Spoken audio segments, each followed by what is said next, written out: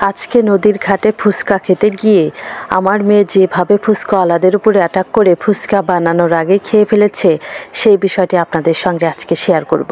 সবাই ভিডিওটি না টেনে সম্পূর্ণ দেখবেন। আসসালামু আলাইকুম। সকাল সকাল রেডি হয়ে আমরা যাচ্ছি যমুনার ঘাটে ফুচকা খেতে। সকলে রওনা দিলাম অটোতে উঠে। আয়েশা ওর দাদির কোলে বসে আছে, ওর দাদির সঙ্গে কালেমা পড়তে পড়তে যাচ্ছে। আমরা প্রায় এসে গেছি, আর কিছুটা রাস্তা বাকি আছে। আজকে অনেক ঠান্ডা পড়েছে, সবাই নাক কান গলা ভালোভাবে ঢেকে নিয়েছে। এদিকে আয়েশা তার দাদির গিলাপের ভিতর থেকে কালেমা পড়ছে। আমরা প্রায় এসে গেছি। অটোতে অনেক বাতাস লাগছিল। আমরা এবার মেঘা ইকো পার্কে এসে গেছি। এসেই তো দেখি অনেক ঠান্ডা পড়েছে এখানে, পাশেই নদী তো, তাই যেরকম বাতাস সেরকম ঠান্ডা, সবারই হাত পা ঠান্ডা হয়ে যাচ্ছিল। আমরা সবাই চারদিক ঘুরে দেখছিলাম। এদিকে দেখি যে রাস্তার কাজ চলছে, নতুন করে ইট বাঁধাই করা হচ্ছে। প্রতি বছর বন্যার সময় এই দিক দিয়ে পানি আসে, এইদিকে আসা যায় না। শীতের সময় পানি শুকিয়ে যায়, তাই সবাই এদিক দিয়ে হাঁটাহাঁটি করে। এই দেখুন প্রচণ্ড বাতাস, বাতাসে আমার হাত পা ঠান্ডা হয়ে গেছে, তবুও ক্যামেরা ধরে আছি। এদিকে আমার ভাস্তি বলতেছে আমাকে একটু ছবি তোলো, ওকে একটু ছবি তুললাম, ভিডিও করলাম। আর আমি এই যে দেখুন নৌকায় উঠেছি।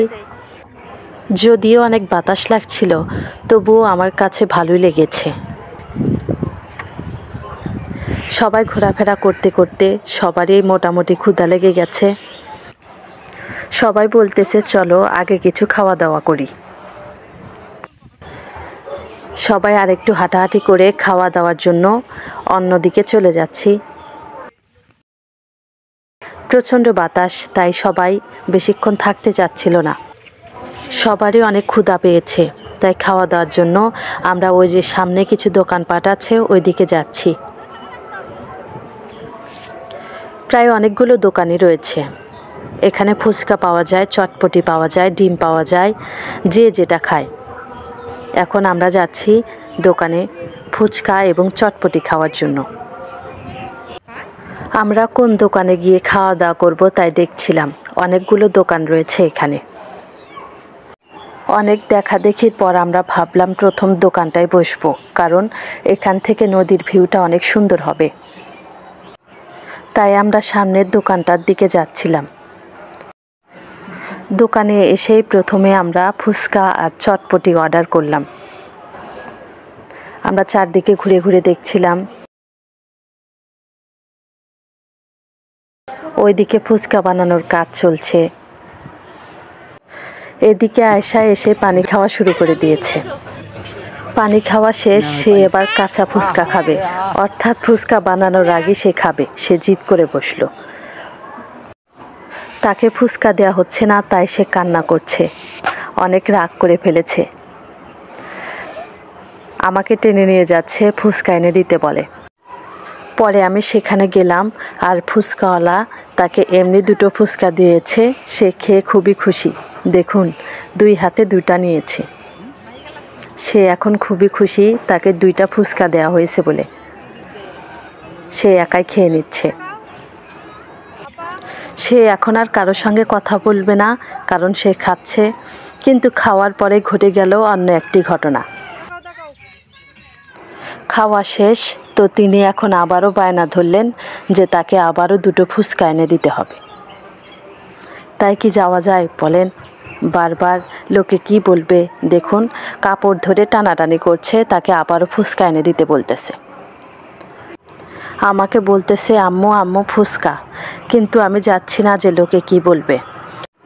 পরে আমি আবারও তাদের কাছে গিয়ে বললাম ভাইয়া 10 টাকার ফুচকা দেন শুকনো, আমি এ টাকা আপনাদেরকে আলাদা করে দিয়ে দিব, নইলে আমার মেয়ে রাগ করেছে। পরে তারা বলল সমস্যা নেই আপু, আপনি ফুচকা নেন, কোনো টাকা লাগবে না এর জন্য। তারপরে তো সে ফুচকা পেয়ে মহা খুশি। এরপরে তারা আমাদের জন্য টেবিলে ফুচকা দিয়ে গেল। অনেক সুন্দর করে তারা সাজিয়ে দিয়েছিল, কিন্তু খেতে তেমন একটা স্বাদ ছিল না। আমার কাছে তেমন একটা ভালো লাগেনি।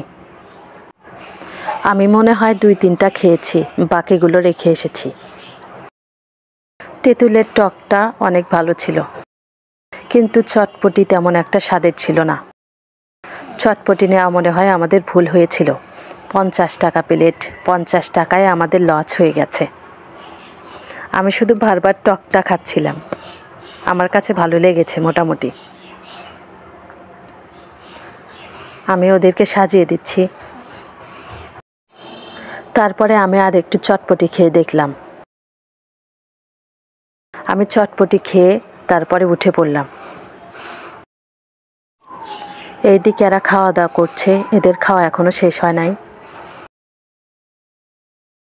এবার খাওয়া দাওয়া শেষ করে আমরা চলে যাচ্ছি বাড়িতে।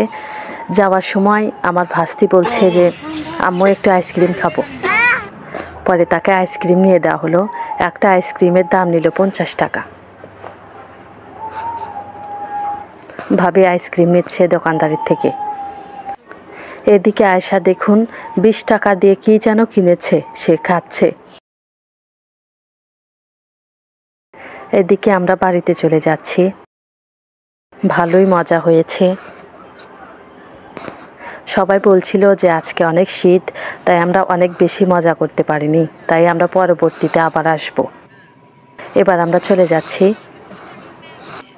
আসার সময় আমাদের অনেক শীত লেগেছে, কিন্তু যাবার সময় আমাদের তেমন একটা শীত লাগেনি, কারণ আসার সময় আমরা এসেছিলাম ছই ছাড়া অটোতে, আর যাবার সময় যাচ্ছি ছইওয়ালা অটোতে। ভালোই লেগেছে আমাদের সবার আজকে ঘোরাফেরা করে। আমরা সকলে বাড়ি চলে যাচ্ছি। আপনাদের কাছে যদি এই ভিডিওটি ভালো লেগে থাকে অবশ্যই লাইক, কমেন্ট এবং শেয়ার করবেন, এবং নতুন নতুন ভিডিও পেতে চ্যানেলটি সাবস্ক্রাইব করুন।